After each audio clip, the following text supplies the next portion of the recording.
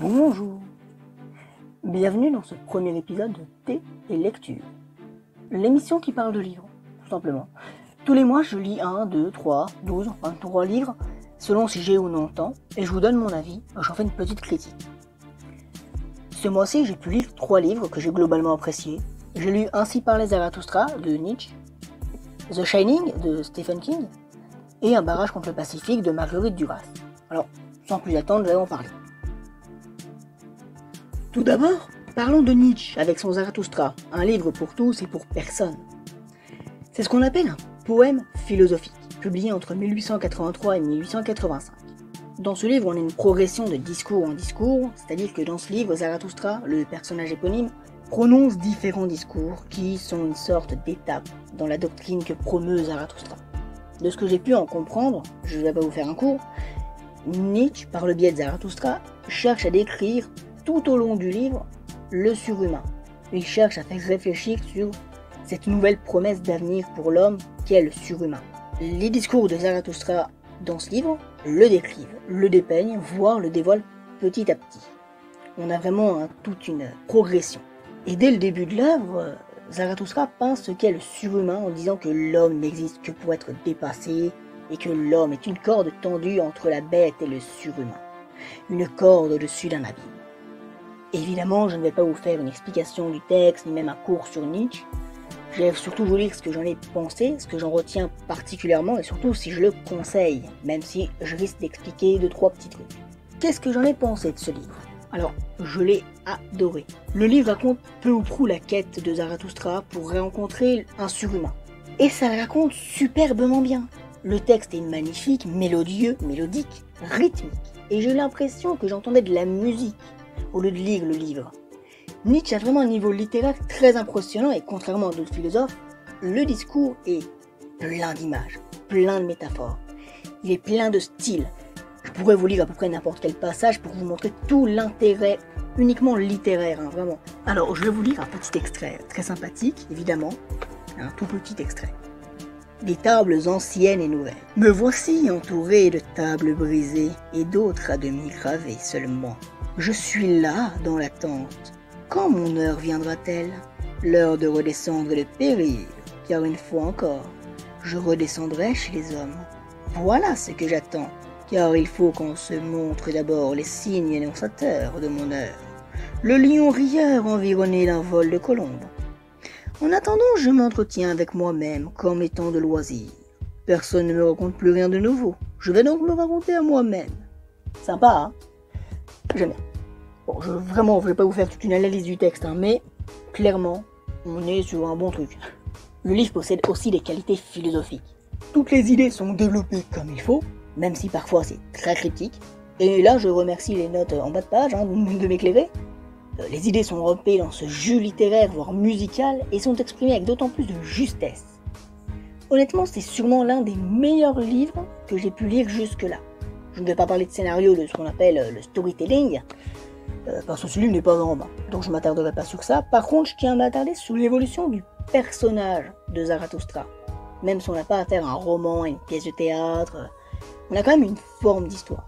Et le personnage de Zarathustra évolue énormément au fil des aphorismes. Et ça aussi, ça m'a énormément plu. Le personnage vieillit et son caractère devient plus dur. Il semble plus fort intellectuellement, plus fort dans son tempérament. Il s'approche même du surhumain qu'il recherche. Enfin, même si je n'ai pas été d'accord avec toutes ces idées, sauf peut-être quand il parle de la nécessité de s'élever, de se sortir de la fange de la médiocrité, ou dans certaines autres idées, lire ce livre m'a plu.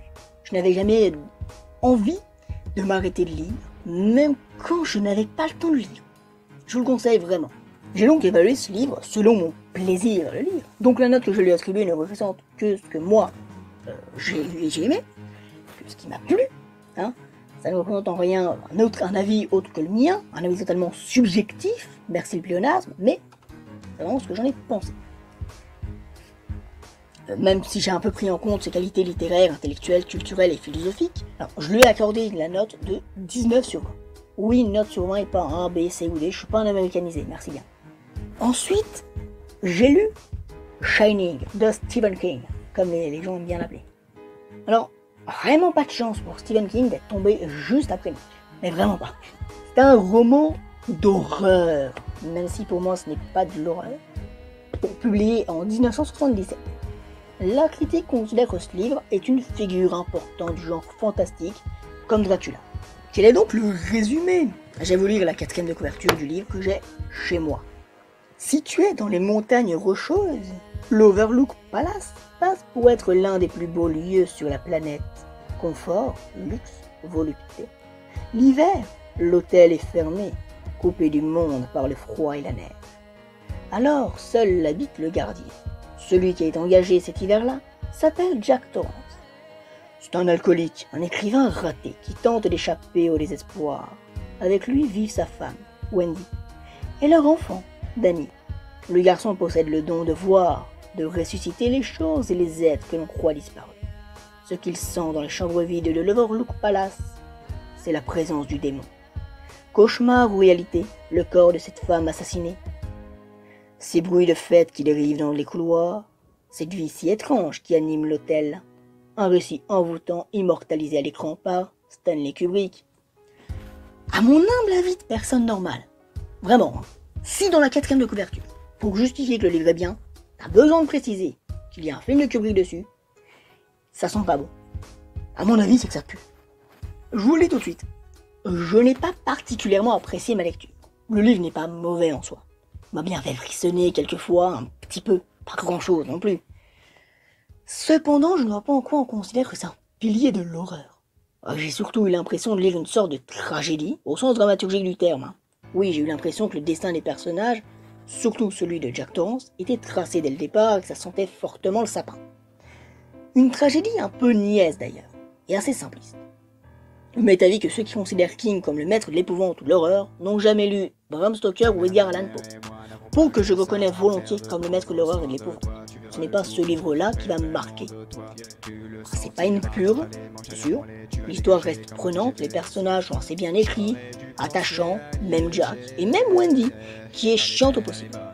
Je l'aime pas, ce personnage-là, je ne l'aime pas, désolé. Et dont le développement est aux petits oignons. En revanche, le style d'écriture de King ne m'a fait ni chaud ni froid. Pour certains, King a réussi à créer un univers réaliste, fantastique, tout en jouant avec le suspense. Voilà, pour ma part, je suis passé à côté du fantastique, sûrement. Il n'y a pas non plus vraiment de suspense, un peu à la fin, parce que les chapitres sont assez courts et s'enchaînent de plus en plus vite, mais il n'y a pas vraiment de tension ni de terreur réelle. J'avais juste l'impression d'être assis sur un fauteuil, quoi, je lisais, c'est tout. Pour moi, ce livre est vraiment plus proche d'une tragédie, voire un récit sur la vie d'une famille qui pourrit de l'intérieur. Presque une sorte de cas d'étude d'une famille dont le père est alcoolique. C'est un raté, une personne violente qui finit par devenir cinglée en étant enfermé dans un immense hôtel luxueux en plein milieu de nulle part, entouré par des montagnes de neige et un blizzard mordant. Alors certes, on peut penser que l'hôtel représente tous les démons de Jack en les exacerbant, il finit quand même par être ivre sans avoir bu une goutte d'alcool à cause de l'hôtel. Mais à la fin, il devient quand même fou, quoi qu'il en soit. Pour moi, ce livre est bon pour sa dimension, on va dire, sociologique. Je veux dire par là, pour le côté vraiment étude de cas d'une famille qui va mal. Par contre, son côté horreur, son côté fantastique est presque facilement oubliable, tant on peut rationaliser les faits, à part éventuellement le don de Danny. Mais la plupart des faits du livre sont totalement compréhensibles par la raison. J'entends par là, on peut y trouver une explication, totalement à chaque fois.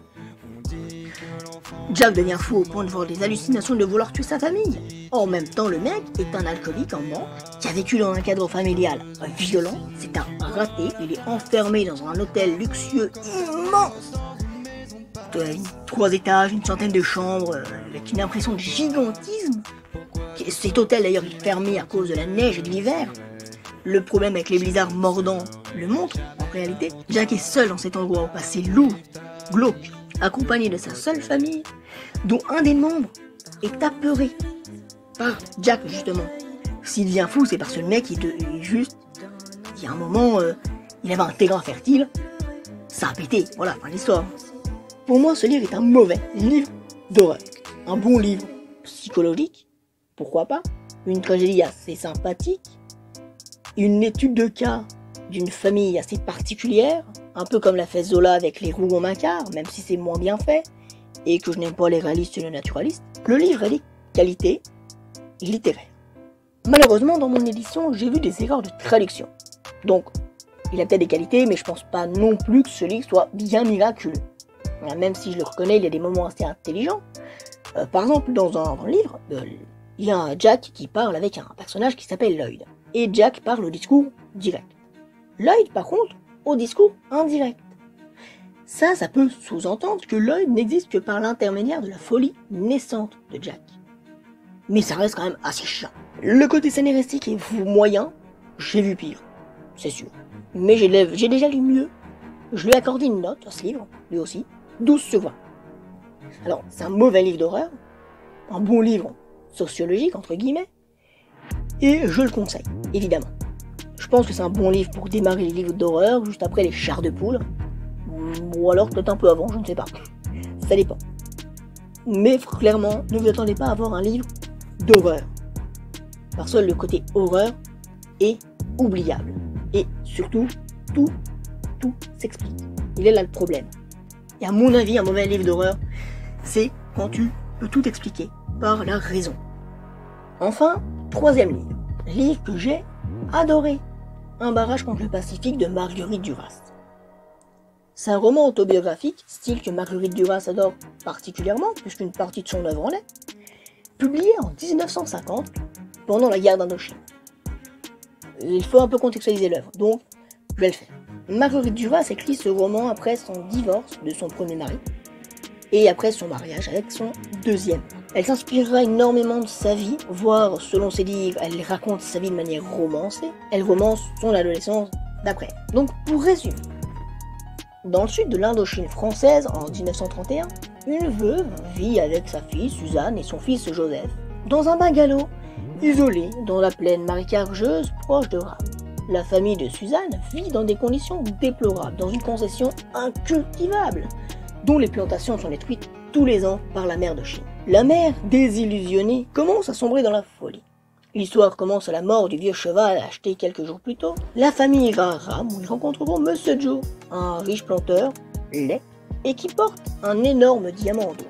La mère de Suzanne pousse à ce que Monsieur Joe, fasciné par sa fille, demande Suzanne en mariage. Il rendra visite à la famille quotidiennement et fera des cadeaux à Suzanne. Et un jour, pour clôturer les rapports, parce que Suzanne ne veut pas de lui, il va lui offrir une bague qui malheureusement contient un crapaud et n'a donc aucune valeur. Ce qui va désespérer la mère qui veut vendre le diamant.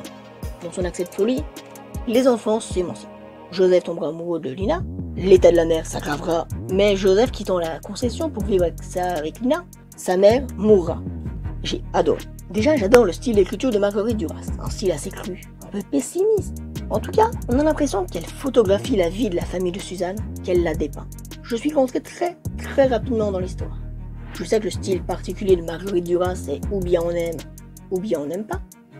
Cependant, je pense qu'il faut aller au-delà de son style, et voir les qualités scénaristiques. Marguerite Duras raconte une histoire qui est super bien ficelée, et la raconte bien. Je dirais même que Marguerite Duras raconte non pas juste une histoire, celle de l'adolescence de Suzanne ou la sienne, en Indochine, dans une certaine mesure. Donc c'est l'adolescence de Suzanne qu'elle raconte, ou l'histoire de sa mère. La mère, c'est un personnage un peu pathétique, voire complètement pathétique, dont on ne connaît même pas le nom. C'est une sorte d'allégorie de la femme qui adulte son fils. J'irais même jusqu'à dire qu'elle est tragique. Le roman commence par la mort du vieux cheval, qui représentait les espoirs de la famille, mais aussi représente la mère. Le cheval était comme elle et qu'il en avait assez de vivre, qu'il se préférait se laisser crever. Et le roman finit par la mort de la mère. La mère est vieille, fatiguée, de plus en plus désespérée. Elle a une vie misérable, s'est ruinée en achetant une concession incultivable. Alors qu'au début de sa vie, tout lui réussissait, lorsque le père de Suzanne et de Joseph est encore en vie, la mère et lui partirent de France pour aller vivre en Indochine. Mais à la mort du père, la mère s'est sacrifiée pour élever seule ses enfants, et elle est devenue violente, instable, et surtout de plus en plus fragile. Chacune de ses tentatives d'ériger un barrage contre le Pacifique, justement, se soldèrent par un échec. Le Pacifique était beaucoup trop violent Je pense qu'on peut voir la rupture du barrage, de tous les barrages en réalité, comme la lutte d'une femme, ici la mère, qui perd, car elle lutte contre une force qui lui est totalement supérieure. Le barrage lutte contre la mère violente, et la mère contre son destin. En bref, c'est une femme que la vie a détruite. Elle n'hésita pas, par sa vénalité, à forcer un mariage pour sa fille. Et lorsque Monsieur Joe partit, ce fut un choc pour elle. De plus, lorsque son fils chéri disparaîtra 2 fois, ces disparitions l'emmèneront aux portes de la mort. La première fois, les 8 jours où son fils fut absent, elle ne put aller hors du lit, et c'est lorsque Joseph quitta le domicile maternel que la mère meurt de chagrin. Malgré tout, ça reste l'histoire de Suzanne. Je pense qu'il vaut mieux que vous le lisiez le livre par vous-même. Non pas que je vous raconte tout, que j'analyse tout. Néanmoins, ce livre est une pépite qui regorge de style, de détails. C'est une critique de la société coloniale, une photographie de la vie d'une famille perdue et détruite, d'une famille misérable. Pour moi, Un barrage possède des qualités littéraires indéniables, des qualités narratives excellentes. Est-ce que je vous conseille le livre? Oui. Je ne sais même pas évidemment, mais lisez-le. Est-ce que je vais mettre une note pour évaluer le plaisir que j'ai eu à le lire? 19 sur 20. Voilà. Je vous ai présenté mes lectures du mois. Je vous présenterai celle de mai à la fin du mois de mai. Je vous invite à mettre un j'aime à la vidéo, à vous abonner et à faire connaître la chaîne si vous trouvez que mon avis est intéressant. Vous pouvez tout à fait me conseiller des livres, ou même donner votre avis sur les livres présentés. D'ailleurs, si vous voulez peut-être que je parle de certains points en détail, pourquoi pas, vous pouvez aussi me conseiller, me le dire. Après tout, l'émission n'étant qu'à ce début, je peux tout à fait tout changer, changer certains points, parler peut-être plus du scénario, peut-être parler de plus du côté littéraire, je ne sais pas. Bref, quoi qu'il en soit, vous me direz, et moi je vous dis à la prochaine fois.